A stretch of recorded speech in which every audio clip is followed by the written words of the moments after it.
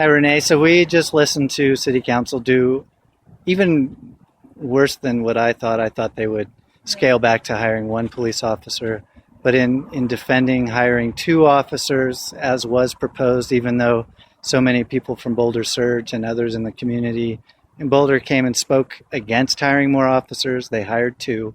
And we were told tonight that, city staff was so responsive to us in the community. So I'm curious as to how you feel responded to and what you thought of tonight's vote. Yeah, I thought it was outrageous. I thought it was actually more outrageous than the first meeting. And my biggest problem, I think their responsiveness, what they are saying is that the two officers, instead of just having officers on the street, is they're going to be designated to the homeless division in the DUI department. So in my opinion, though, that's exactly part of the problem. If you're designating police to the homeless, you're criminalizing the homeless even more, and you're criminalizing mental health. I want to say on record somewhere that the police chief basically, he literally said that you cannot separate mental health from crime. That is the definition of criminalizing mental health. It's criminalizing race. They also denied that there is a racial disparity problem in Boulder. They denied that they questioned all the statistics that were quoted in the USA Today article and dismissed all of our concerns. So do I feel responded to? No, not at all. I mean, I feel like they responded to what we said, but in a glossed over, we heard you, we're going to talk about it, and we're not going to listen. We're not going to respond in any way that's helpful to the community. Right. We've covered our bases on talking to your points. We are not listening to any feedback. Right. We've simply said, okay, they gave us these points they didn't like. We've responded. That's the end of the conversation. That's it. Yeah, it's not a conversation anyway. Yeah. Yeah, we're just going to acknowledge that you spoke. Right. So I guess we're supposed to feel good that these officers are homeless outreach officers, who will have. I guess we'll have to wait and see. But now what we have is two more police officers dedicated to going after our homeless community. They had a little poster that said nuisance violations. Yeah, the other thing is the police chief got up and said, we've been impressed with the success of this program because mental health experts are the experts in mental health and they're really helping. And so my question is, why not fund then more mental health experts? Why bring a uniform with a gun and a taser? All right, what did you think of tonight's? Well, Greg, listening to Greg Testa speak, you'd think like it was like just a pure, joyous moment to get arrested by or get a ticket from a Boulder police officer because they're working with mental health professionals. And it's not real. I mean, I think right now there's about 1,000 failure to appear warrants out there. So, 1,000 times somebody is like frightened of a cop and needs to avoid a cop, can't get help from a cop because they have an outstanding arrest warrant, probably for something like smoking a cigarette in the wrong location. Right. And sure, I keep having this conversation with people. Yeah, there are people you wouldn't want to hang out with who are homeless, and some of them use, substances or have mental health problems or whatever. But whether you're religious or just a humanist or you have no religion, people, you have to value human life, and they're human beings. And underneath, the superficial aspects of people being unclean, is something beautiful. And I mean, to me, I look at people living their posh lifestyles in Boulder, and I think, that in some essential way is fundamentally more offensive than somebody who is, just trying to get around, just trying to survive. And it's, survival is such a huge issue for, just the average person who is homeless on the streets in Boulder. And to be criminalized when you're in that condition is just, You are an it's African horrendous. American in Boulder, that you're 5 times more likely to get arrested than statistically would show. Our police department was shocked to see that, as was I. And so we took a look at the data that we have. And I think that we provided you with a report last February or March showing that those statistics are completely skewed. Nevertheless, members of the community felt that because the police department had been the one doing the data, the statistical analysis, that it wasn't fair. And so we decided to hire an outside consultant to take a look at that data. And the purpose of hiring Hillard Heights was, number one, to look at that data and provide me, the police department, the council, and the community with information about whether or not the statistical information that had been thrown out by USA Today was accurate or not. In the course of doing their work, they may come up with ideas of things that we could do better, and they'll tell us about those. And then if they find those things and they tell us, then we will do all in our power to improve our services. But their real focus is to provide the statistical data and to let us know what we're doing wrong if there is anything that we are doing wrong. So yeah, we will work on that data. Just want to also say that the other thing that they're doing is taking a look at our Police Professional Standards Review Board and providing us with information on best practices across the country for cities of our makeup and size to make sure that we're doing or give us recommendations on doing the right thing with regard to that particular board. So I will apologize to council and the community if I said, oh, we're not getting any recommendations. They weren't hired to do a full assessment of our police department. They were hired to look at our data, our statistics, and to provide us with information that they might find in the course of doing that would help us do a much better job of policing in our community. So will that be shown to the full council as an agenda item at some point? Yes, it will. Okay, thank you very much. So this question will probably be for Greg or Karen. I wanted to, Ms. Morgan's testimony raised another question for me. And I'm wondering why the homeless outreach team officers are police officers, and if they will have any kind of human services training, how that will bear out in reality.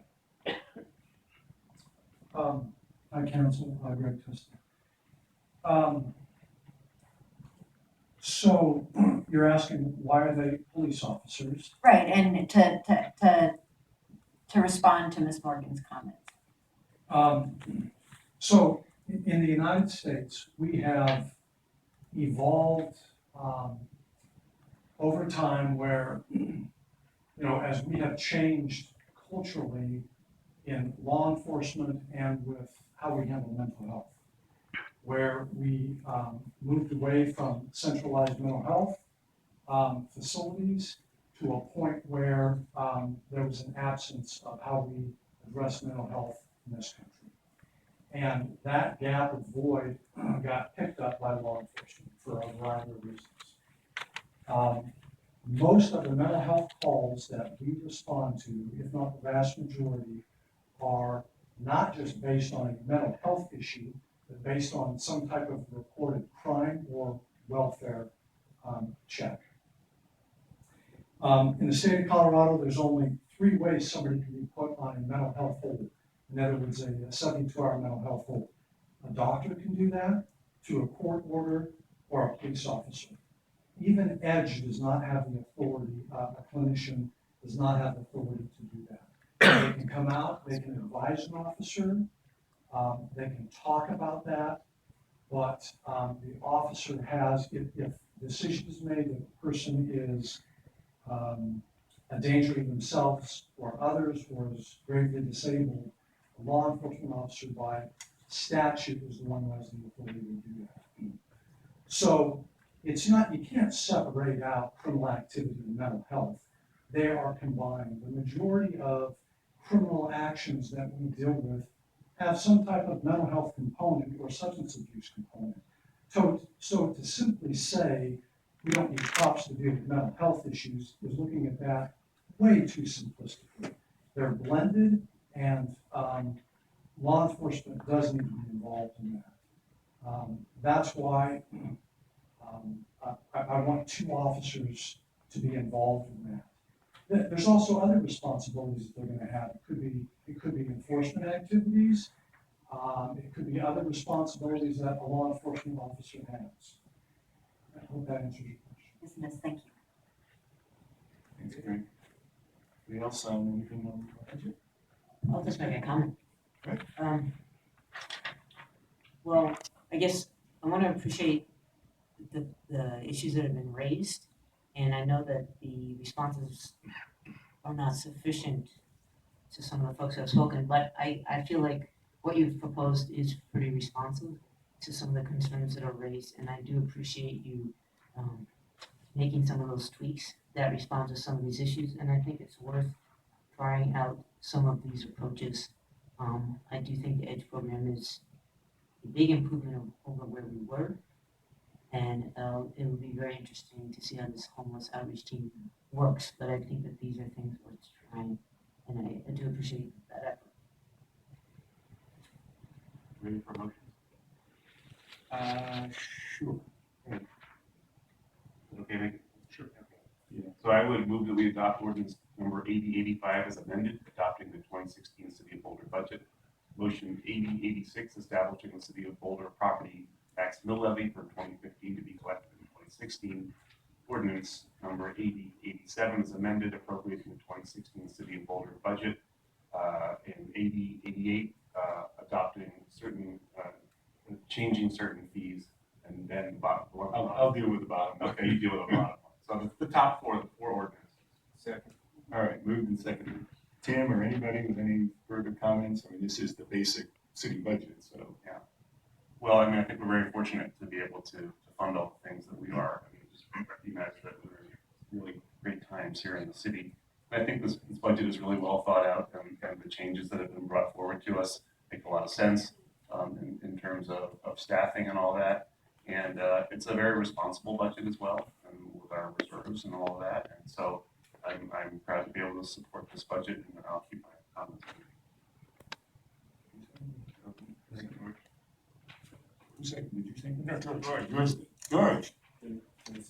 Okay. Anybody else with any comments, Sam? Just, I want to thank staff again for all the hard work of pulling this big document together, and also for the responsiveness. I wasn't here for the 6th, but I saw the great responses in the packet on the questions that were raised. So thank you. Yeah, so I'll add my voice to that. I do think staff was very responsive, and the risk of, I suppose, saying things that some people might not like, I'll follow up on what Suzanne said. I mean, I think the budget is actually very responsive in many ways. The city can't do everything. In fact, it's extremely unusual in Colorado for a city to do anything when it comes to human services. Most do zero, or as close to zero as you can get. And Boulder does not, and I'm proud of that. It doesn't mean we get it all right. It doesn't mean that we can't improve, and it doesn't mean that we couldn't find some more money for certain programs if we thought they really would make a difference. Our human services budget is not really 2%. I've asked many times for a different way of looking at kind of slicing and dicing the budget. It doesn't really work to look at one department's budget, because we really fund what you would normally call human services in many different places in the city budget, not the least of which is affordable housing, which to me is for sure a human service if ever there was one. And so our total human service budget, and I would say that includes some of these police programs as well, is considerably more than what you see if you just look at the Department of Human Services. That's a slice of it, but it's very far from the whole thing. So again, I'm not trying to say it's all perfect. It's not. It never will be. And I don't know that we'll ever be able to meet all the needs that we have. I don't think any city can. In Colorado, human services are really something that counties are meant to deal with. And Boulder County has the same problem. They have limited funds. They do an incredibly good job with human services, better probably than any other county in the metro area. Maybe Denver is the other exception.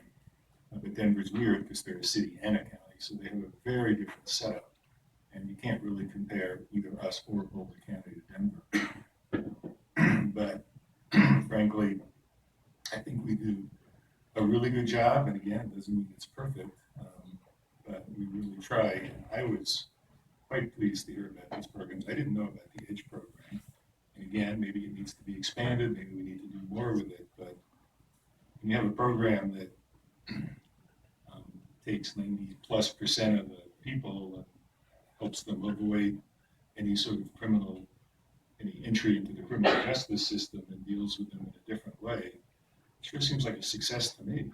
And it's clearly a great partnership, and I think it's really interesting that the state is looking at a program that we've been involved in. And I gotta say, I did not understand the pushback on the police homeless team. Is it just because it comes from Colorado Springs that makes no sense to me? It seems like something that is really reasonable to try, and we'll see how well it works. So with that, I think it's a good budget, and I think the staff, as usual, has done great work on it. Anybody else? Nathan? I'd also like to add my thanks to staff for being responsive to the concerns of advocates for the unhoused folks and also for human services. I think that the response is, it's reasonable and it's also heartfelt. We're a city that has a big heart. And I think one of the biggest indicators of that is that people who are advocates for unhoused people know that they have an ear here, that we are responsive. This very same night, the city of Lafayette, where one of the speakers lives, as well as the city of Louisville, they're having their city council meetings too. Those are cities that spend nothing on human services or to help the unhoused population. And we want to, one of the things that we've done is extend ourselves in the region to try to get some of these cities that look at it like it's wholly something that Boulder City can fix, and try to engage them in this very important work. One of the things I wanted to say, switching topics a little bit, is to the USA Today report.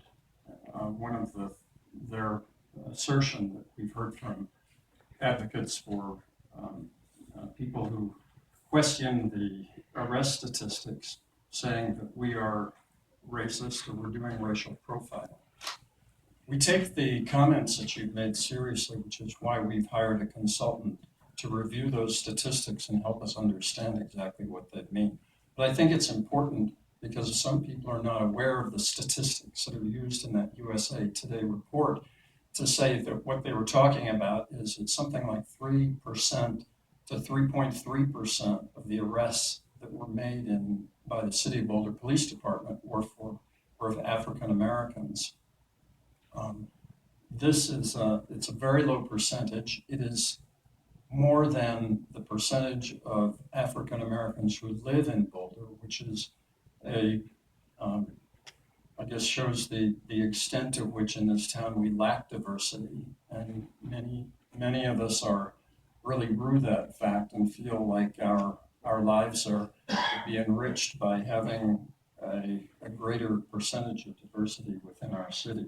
But on the face of it, many people react to those statistics and say those are not the stats of a police department that is engaged in racial profiling.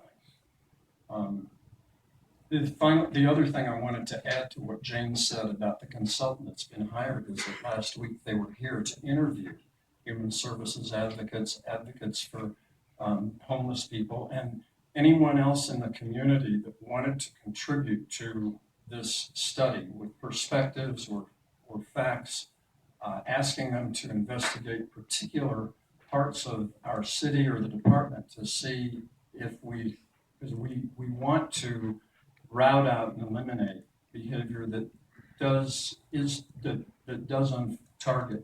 unfairly target any member of our community. And I really felt good about the fact that these consultants were able to come and do this, wanted to come and do this, so that their foundation, the foundation of their work here, their review, and the fulfillment of the things that we've asked them to do, to look at these statistics and give us some perspective about whether there are issues of profiling that we need to address in our department, and how we deal with those, as well as looking at the whole civilian review board and letting us know what best practices are, if we can do better in this field. But the meeting's long. I'll conclude my comments now. I do get impatient that people come and hector us in the city of Boulder when there are so many other municipalities at our very doorstep that are not doing anything in the way of human services or helping the unhoused population. We simply can't do it alone. And we could use your help in going to your city councils and drawing them out on it so that they feel some of the same, they develop some of the same interest in it that we have in Boulder. Any other comments on the basic budget? Okay. Yeah, Lisa? I'll just say I made my comments and I just appreciate all the work that's gone into putting it together. And I would just add my voice to thank you for the responsiveness. Okay. A motion and a second on the 4 ordinances which form the basic City of Boulder budget. They're up there. Roll call vote. And we begin with Councilman Plass, Aye. Shoemaker. Aye. Weaver. Aye. Young. Aye. Applebaum. Aye. Coles. Aye. Jones. Aye. Perikian. Aye. And Marzell. Aye. The motion carries. Okay, and by acclamation, we will adjourn as the city council and magically become The vote, we knew what happened. board of directors.